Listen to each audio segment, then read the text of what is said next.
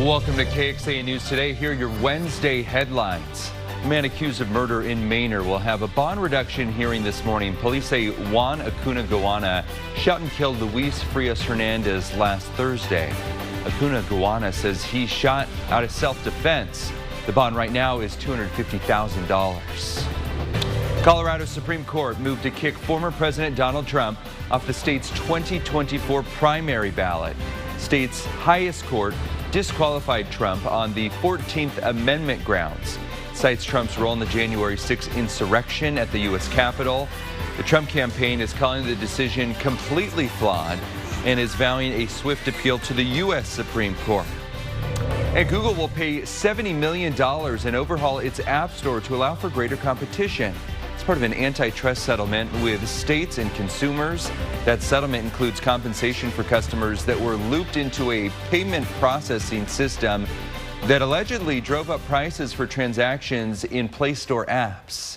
And the clouds are moving in today. We could see some on and off again wet weather for much of the holiday weekend. Thanks for joining us. I'm Tom Miller. Good morning. I'm meteorologist Kristen Curry. Finally, some rain chances worth talking about here. A little bit today, much more on the way as we get into the weekend. Live look outside. Indeed, domain camera not showing too much. We do have some cloud cover out there now. We're going to have a lot more cloud cover through the day. If you noticed some of that cloud cover yesterday, take that and just multiply by 5. There's not going to be as much sunshine today, and then we'll probably squeeze out at least a little bit of rain in some spots. Because of those clouds, these temperatures much milder, 50s for most areas right now. Look at the difference between right now and 24 hours ago. That's a good 10 to 20 degrees warmer. So I would suggest just a light coat on your way out the door. Do know temperatures will respond. We're getting back to near 70 degrees today.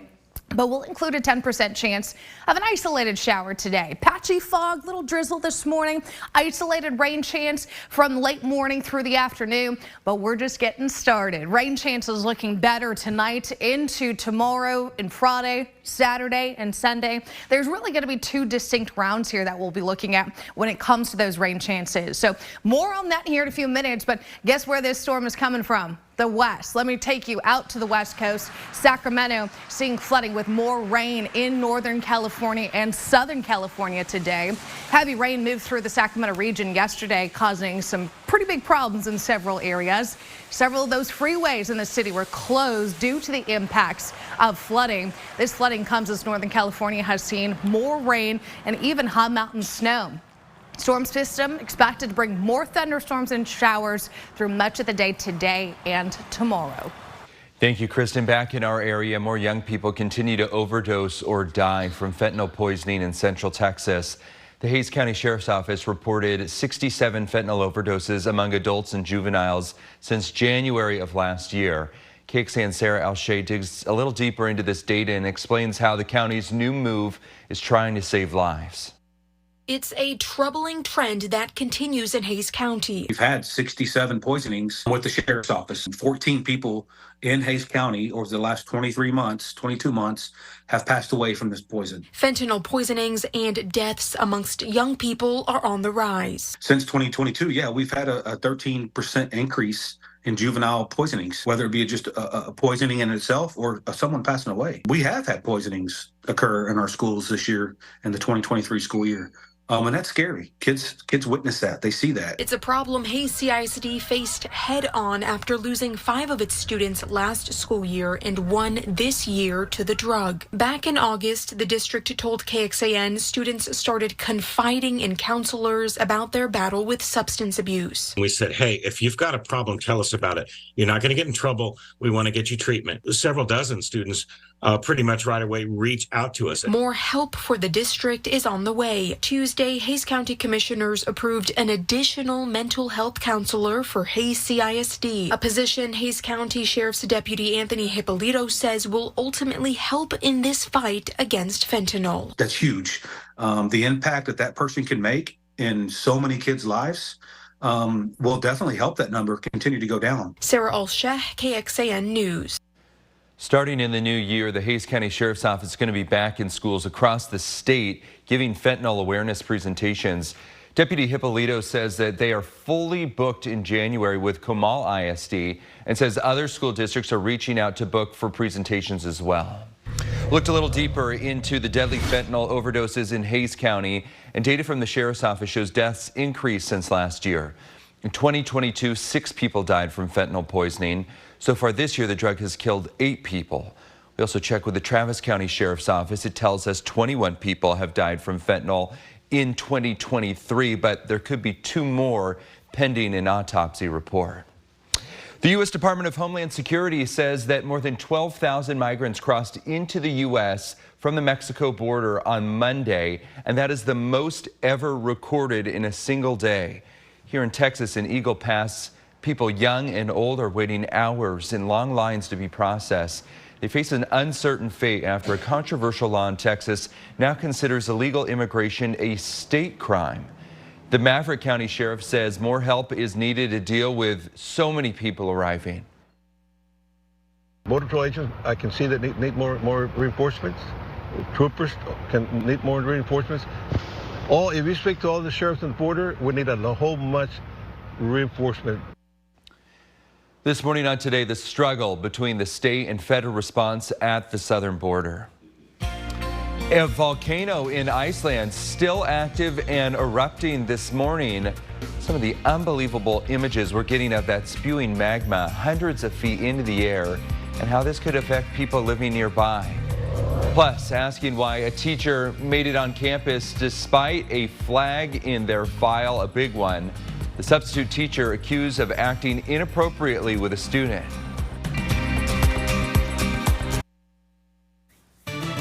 Live look outside, still dark and early on this Wednesday. Sunrise will be at about 7:23 this morning. Sunset will be about 5:34. So 10 hours and a few minutes of daylight ahead of us. We'll talk a little bit more about what you can expect weather-wise here in a few minutes. Well, a volcano in Iceland continues to erupt in the southwest part of the country this morning, and it's sending rivers of lava flowing close to towns. Check out the video here. Here's that video of that active volcano. This is less than an hour outside the country's capital. Now, aerial video was taken by the Coast Guard shortly after the initial eruption. The volcano erupted Monday after weeks of intense earthquake activity, and when it did, it created a 2.5-mile fissure, resulting in a river of lava flowing towards some of those surrounding villages. Authorities have evacuated people nearby, includes close to 4,000 of those villagers. The lava flow has slowed since its peak, with lava fountains falling from about 300 feet high to 100 feet high today. It is beautiful. Thank you, Kristen. Still ahead, we are going inside the operation, keeping watch over every flight in the country as we're heading into the busiest days of air travel this year. And a look at the issue that some customers claim they had with the popular holiday pop-up, why it changed its policy to handle all the demand it's seeing. UT women back in action, back on the road before they get a holiday break. I've got more on that coming up. Live look outside at 4:44 this morning. We are counting down the days to Christmas here. I'll give you a little peek at what to expect if you've got company coming into town, if you're going to stay here with your family. We've got all those details here shortly. Well, it might be the most wonderful time of the year, but today and tomorrow are also the busiest days for air travel. This morning, NBC's Tom Costello will take you inside the operation, keeping watch over every flight in the country. It's where a team anticipates everything from security, safety, and weather as they work to keep flights schedules smooth from city to city. Good morning, Tom. Good morning. We're at the FAA Command Center here in Virginia, where they watch every single plane in the nation's airspace, both private and commercial. And today and tomorrow will be the busiest. Nearly 50,000 flights a day. The weather is always the wild card here. So if an airport needs to order a ground stop or ground delay because of the weather, this is where they do it. Coming up on the Today Show, we'll take you inside the command center. We're going to talk to the top airspace managers about what they're watching today and how they're going to make sure you get to your Christmas holiday on time. Also want to show you this, a parade of good boys and girls with wagging tails. Help put a smile on nurses and staff. This is at St. David's South Austin Medical Center, treated to the holiday-themed therapy dog parade. Thanks to Divine Canine, some of the dogs had garland around them or special holiday attire. And I was thinking, if anyone wants to organize a doggy parade at KXAN. Lord bless it, yes. Yeah, I'm all I think for it. every workplace could use a doggy parade at this time of year, right? The stress, anxiety, I think that certainly helps. Yeah. Hey, let me show you what's going on outside this morning. Clouds and radar showing kind of a mix of mainly clear to partly cloudy skies over the state, but I'm going to tell you right now, we're going to see way more cloud cover than sunshine as we gear up for our next storm system. Still off the coast of the Pacific, slowly making its way down the west coast and eventually closer to us once we hit the weekend. 52 degrees, southeast winds at 3 miles per hour. The temperatures, relatively speaking, mild for this time of year. They should be about 10 degrees cooler. But I think the hang up this morning will be the potential for some fog. We'll watch this closely as I expect some of those lower clouds to get closer to the ground here. We could potentially see even a few pockets of drizzle this morning, but it's not going to be widespread. Right now, I'm not tracking any dense fog, so the roads should be at least moderate. Weather-wise going out this morning, bus up shows 50s through the drop-off period. Pickup time close to 70 right now. No, 10% chance of rain today. Let me show you what I'm looking at, because if I put this in motion, clearly got a lot of cloud cover. There's my 10% today. This is going to be very light in both coverage and intensity, not expecting downpours, not expecting thunderstorms, but it's the beginning of a wetter weather pattern. Putting this further into motion, tonight the clouds will thicken up and we're talking better rain chances starting Thursday morning through the afternoon and evening. This will be that first round coming Thursday into Friday. Here's where we start to see a little bit more meat on the bone, right? That's where we're going to probably be talking 50 to 60% chance of showers and storms, in addition to the fact that that's not just going to be a little sprinkle, right? We've got better rainfall intensity coming our direction late Thursday and Friday. Another round Saturday into Sunday. That will be when that Pacific storm that I just showed you on radar lifts to our north.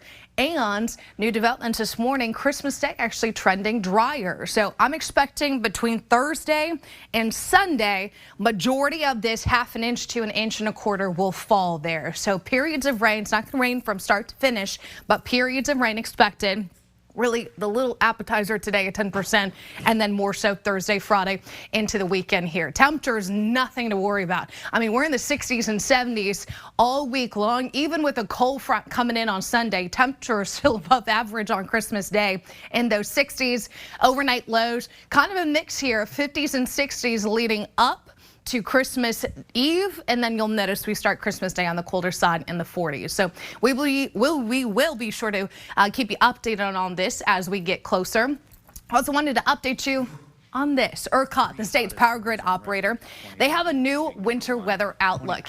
At its meeting this week, it received an update from their chief meteorologist, Chris Coleman. In it, ERCOT blames this year's record heat on El Nino, an underwater volcano, and the sun.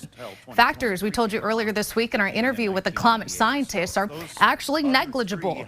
This, well, ERCOT avoided any mentions of climate change. These are a few of the factors that likely added to the warmth, but likely not the only ones. But a few to point out here. Again, there's likely some other factors, but that's some of the things that made 2023 different than, say, 2011, where we did not have those in place. Thanks, Chris. That was ERCOT's senior meteorologist speaking. We asked ERCOT representatives why their attribution for this year's record heat goes against what experts have found, which is that human-caused climate change is the main factor in this year's warmth. They said they would let us know when availability opens up for a media interview. 8 of the 11 members of the ERCOT board are selected by a committee. That committee is appointed by the Texas governor, lieutenant governor, and the Speaker of the Texas House. Okay, thank you, Kristen. An Austin substitute teacher is accused of indecency with a child. Court documents show it's not the first time that something has happened connected to this sub. Two of the children affected are 9 and 10 years old, and KXAN's Nabil Rahman pressed for answers about why this person was allowed back in the classroom in that same school system. On November 1st, APD officers arrived at the Idea Public Schools campus on Wilcab Road in East Austin after a report of a sex crime. According to the arrest report, Idea Public Schools told police it gets their substitute teachers from KXAN Group. It had assigned Alexander Jeffrey Hill to be a sub at the school that day. But a few hours into the school day, a KXAN representative called the school, saying the Texas Department of Family Protective Services had flagged him for a prior incident at a different Idea Public School and warning them to get Hill off campus immediately. The report says the school removed Hill from the 4th grade classroom he was in, but shortly after, 3 girls in the class told administrators that there had been an incident. One victim said that Hill grabbed their private parts. Another victim said he was close to her and whispered in her ear that she was the best artist in the class. Another victim said that Hill began to push her against the wall with his groin. The report says in an interview with Hill, he admitted that he stood behind the students to help them draw. He denied touching the girls in a sexual way. We stopped by Idea Public Schools regional office to see if we could get some answers. But no one was there to answer because of winter break. We were hoping to sit down to talk about how something like this could happen and what changes have been made since it happened.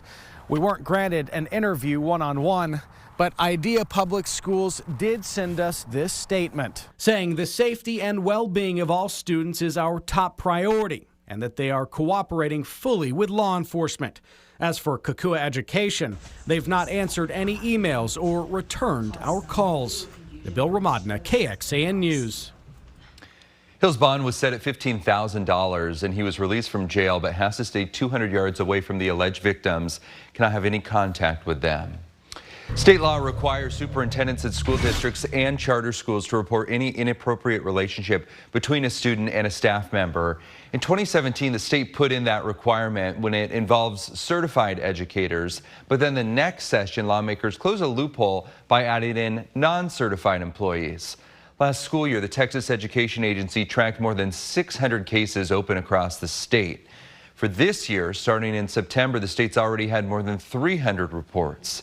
The state requires these reports within 7 business days after a person has resigned or been fired. This is to limit the opportunity for that person to be hired by another district. There's also a public do not hire registry. Lists statuses including not eligible for hire and, quote, under investigation to denote an ongoing matter for the TEA. This is KXAN Sports, brought to you by Thomas J. Henry. Good morning to you. Texas women's basketball team looking forward to a little holiday break, but first, they've got a game tonight down in the Valley. They'll play in Edinburgh at the Rockets G League Arena against UTRGV. Longhorns trying to improve to 12-0 on the season. Now they're coming off a road game against Arizona last week. Reason for this road game, kind of an unconventional road game for a powerhouse program, but there are reasons behind it. One, RGV on short notice came to Austin back during the COVID season when Baylor had to cancel their game, and there are other reasons for this contest. When we bring them here, typically we give them a game guarantee. Now we go down there, maybe they can make some money off the gate. And so it's just a way to grow the game, really. Lots of programs won't do it. Again, it's a chance for our fans who don't get to come to Austin to come see us play. And this is always a tricky one because everybody's excited about what's going to happen after that. And so you got to stay focused on the task at hand. It's going to be nice taking the break off. But, you know, everyone's has the same goals. We know what we want to accomplish going into, you know, conference play and then obviously the state tournament. Just all staying together, whether, you know, we're texting each other throughout the break, mentally staying in it. Physically, it'll be nice to take a break. Some of our bodies need it.